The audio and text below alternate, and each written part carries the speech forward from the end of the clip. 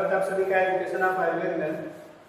जैसा कि आप सभी को पता है कि यूपीपीएससी जो एग्जाम करा रही है नर्स भर्ती की, उसकी क्लासेस जो है रेगुलर आपको यूट्यूब पे मिल रही हैं और कभी कभी आपकी क्लास जो है नहीं चल पा रही है। मैंने जैसा कि आप सभी को बताया था कि जैसे ही 1 अक्टूबर से आपकी जो क्लास है रेगुलर आएगी यूट्यूब पे, और जो भी क्लासेस ऑफलाइन जो है चल रही है देवरिया में, मैं कई बार बता चुका हूँ।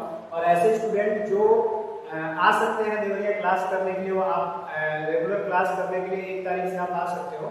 जैसे कि आप सभी को पता है कि यहाँ पे जो क्लासेस हैं आयुर्वेद नर्स भर्ती की चलाई जा रही है और उसी से रिलेटेड जो टॉपिक है मैं आपको यूट्यूब पे भी दे रहा हूँ। और इसके पहले 2 टॉपिक जो है मैं बता चुका हूँ परिचर्या का। आज जो टॉपिक है तीसरा, इस वीडियो में तीसरा जो टॉपिक है उस पर बात करेंगे। तीसरा जो टॉपिक है वो है उपस्थाता का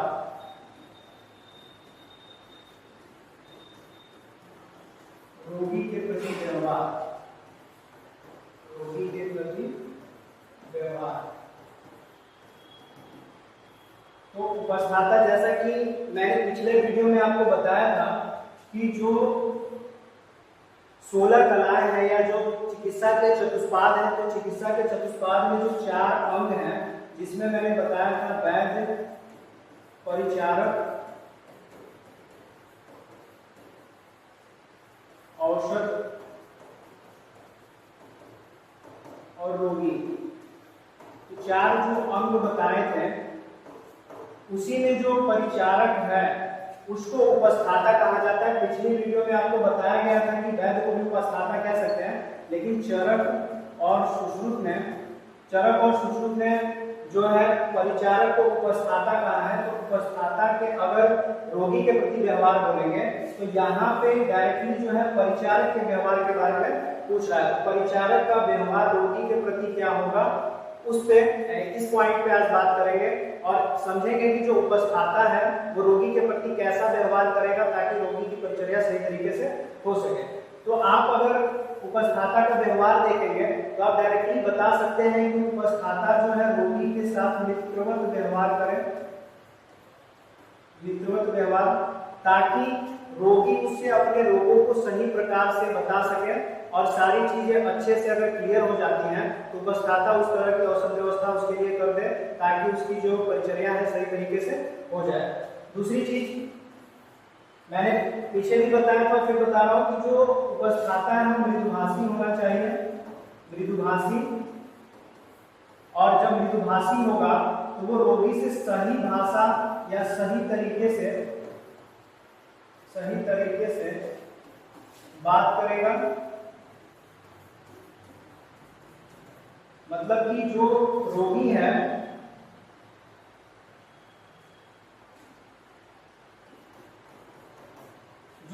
है अगर उपस्थाता के पास आता है या वैद्य जब उसकी परिचर्या कर रहा है, जब उपस्थाता को वो सौंप देता है तो रोगी को जो भी उपस्थाता देखता है तो उससे जो बात करेगा वो मृदुभाषी हो, मतलब सॉफ्ट तरीके से पेश आए, अच्छी भाषा का प्रयोग करे, सही तरीके से अगर बात करेगा तो रोगी भी उससे सही तरीके से अपनी सारी जो चीजें बताएगा। उसी तरह से अब नेक्स्ट जो चीज है उपस्थाता का व्यवहार अगर रोगी के प्रति देखें तो उसमें ये कि रोगी को उपस्थाता पथ्य अपथ्य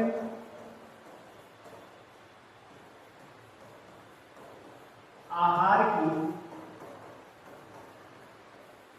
जानकारी सरलतम तरीके से दे।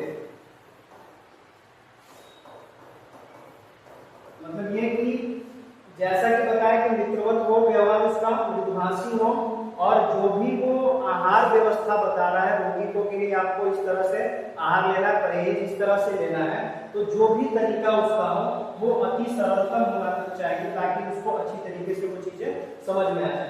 और नेक्स्ट चीज ये कि जो उपस्थाता हो उसको औषध ज्ञान बहुत ज्यादा होना चाहिए। औषध ज्ञान में वो निपुण हो। औषध ज्ञान में अगर निपुण होगा तो ये जो है इसके गुण को दर्शा रहा है कि निपुणता, औषध ज्ञान में निपुणता उसका गुण है। और जब औषध ज्ञान में वो अगर निपुण रहेगा तो उसका व्यवहार रोगी के प्रति इस तरीके का हो जाएगा कि वो सही और सुलभ औषध रोगी को बताएगा, या सही और सुलभ औषधि के बारे में रोगी को लिख करके देगा। तो ये हो गया कि उपस्थाता का रोगी के प्रति अगर व्यवहार की बात करेंगे तो उपस्थाता का रोगी के प्रति व्यवहार मित्रवत होना चाहिए। उपस्थाता जो है मृदुभाषी हो, ताकि रोगी से अच्छे तरीके से बात कर रोगी भी अपने जो विचार है या रोग के प्रति जो भी चीजें बताना चाहता है वो सही तरीके से बता सके। और पथ्यापथ्य का अगर उसको ज्ञान है, उपस्थाता को पथ्यापथ्य का ज्ञान है, वो उसको सरलतम तरीके से जो आहार है उनके बारे में बता सकता है। और एक जो चीज है लास्ट जिसमें बताया कि ये गुण है उपस्थाता की कि वो औषधि ज्ञान में निपुण है, तो सही और सुलभ औषधियों के बारे में रोगी को बता सकता है। अभी नेक्स्ट पॉइंट है, ये आपका तीसरा था। अभी नेक्स्ट पॉइंट की बात करते हैं। तो उपस्थाता का रोगी के प्रति व्यवहार, इस टॉपिक को एकदम सिंपल तरीके से अगर आपको इससे क्वेश्चन अगर होते भी हैं तो इसमें यही है। क्वेश्चन इस तरह के हो सकते हैं कि उपस्थाता को रोगी के साथ किस प्रकार का व्यवहार करना चाहिए। तो उसमें बहुत सारे ऑप्शन हो सकते हैं, जैसे मित्रवत अगर व्यवहार है तो आप उस पर टिक कर दीजिए। जो भी आदर्श व्यवहार आपको लगता है कि उपस्थाता का होना चाहिए, आप उस ऑप्शन पे आप सही का निशान लगा दोगे। तो ये चीज हो गया कि आप अपने कॉमन सेंस के वजह से भी आप अपने कॉमन सेंस के तरीके से इस चीज को सोच सकते हैं। अब चलते हैं नेक्स्ट टॉपिक की ओर। तो नेक्स्ट टॉपिक है रोगी का प्रवेश। रोगी का प्रवेश, अब बात करेंगे रोगी के प्रवेश के बारे में। तो जैसा कि आप सभी को पता है कि जो टॉपिक है ये आयुर्वेद से रिलेटेड है, और आयुर्वेद से रिलेटेड है तो आयुर्वेद में रोगी का प्रवेश जो है वो एलोपैथिक व्यवस्था से थोड़ा सा भिन्न है। यहाँ पे अगर रोगी का प्रवेश अगर कराना है तो सबसे पहले अस्पताल में रोगी प्रवेश प्रपत्र, रोगी का प्रवेश प्रपत्र भरा जाना है। रोगी का प्रवेश प्रपत्र भरा जाना अनिवार्य होता है। और रोगी का प्रवेश प्रपत्र जब भरा जाता है तो जिसमें रोगी की आयु, लिंग, स्थान, रोग इत्यादि चीजों को भर दिया जाता है। रोगी प्रवेश प्रपत्र में इन चीजों को भर दिया जाता है। उसके बाद से रोगी को वैद्य यानी भीषक के पास ले जाया जाता है। भीषक के पास रोगी जाता है। जो ही भीषक के पास रोगी जाता है तो रोगी अपने रोगों के बारे में बताता है। भीषक रोगी के रोगों को सुनता है, रोगी के रोगों को सुनेगा या देखेगा। जब भीषक रोगी के रोगों को सुनेगा और देखेगा तब उसके बाद से वो निष्कर्ष निकालेगा या डिसीजन देगा। इसका निष्कर्ष निकलेगा कि रोगी की परिचर्या की जानी कैसी है, कैसे उसका इलाज किया जाना है। तो भीषक जैसा परिणाम या जैसा निष्कर्ष देता है तो उसके अनुसार जो उपस्थाता है, उपस्थाता या परिचारक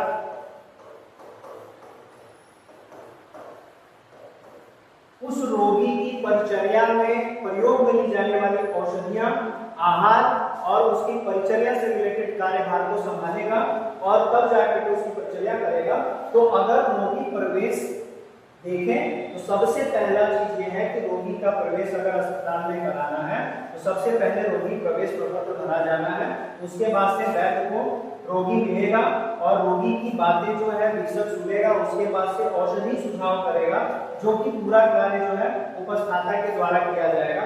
जब ये सारी चीजें जब कंप्लीट हो जाएंगी तो उसके बाद से ये निर्णय किया जाता है, कि रोगी का जो प्रवेश है अल्प समय के लिए होगा या दीर्घ समय के लिए होगा। अब यहाँ पे ही जो नेक्स्ट टॉपिक है इसे अटैच हो जाएगा। अगर रोगी अल्प समय के लिए रहेगा तो यहाँ पे प्रवेश के बाद से आगे कोई बात नहीं होगी। लेकिन अगर रोगी दीर्घ समय के लिए रहेगा तो वहां पे रोगी का प्रतिग्रहण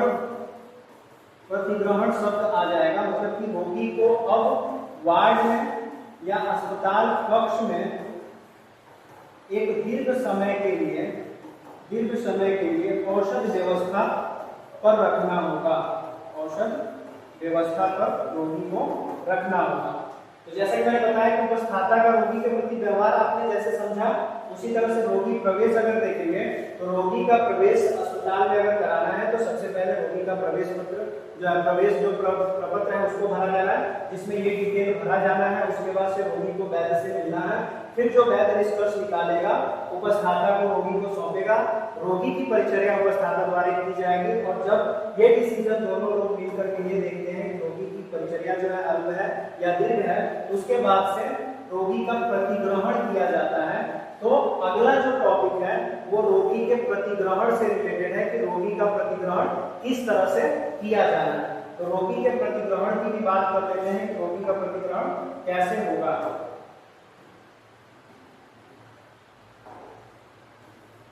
नेक्स्ट टॉपिक है 5वां, रोगी का प्रतिग्रहण। रोगी का प्रतिग्रहण, रोगी के प्रतिग्रहण से मतलब ये है कि रोगी की परिचर्या अस्पताल में लंबे समय तक रख करके की जानी होती है, मतलब कि दीर्घकालीन होता है। दीर्घकालीन अगर परिचर्या की जानी है, दीर्घकालीन परिचर्या अगर की जानी है तो इसको कहते हैं रोगी का प्रतिग्रहण। अब रोगी के प्रतिग्रहण पे नेक्स्ट वीडियो में बात करेंगे। अब कल हम आपको इसी टॉपिक के बाद से स्टार्ट करेंगे और अगली वीडियो जो है आपको फिर से नेक्स्ट मॉर्निंग में 7 बजे आपको मिल जाएगी। रेगुलर आपकी क्लासेस अब चलेगी। वीडियो का वेट कीजिए, वीडियो अच्छी लगती है तो कमेंट कीजिए और दूसरे बच्चों तक पहुंचाने के लिए ज्यादा से ज्यादा शेयर कीजिए। आप सभी का बहुत बहुत धन्यवाद।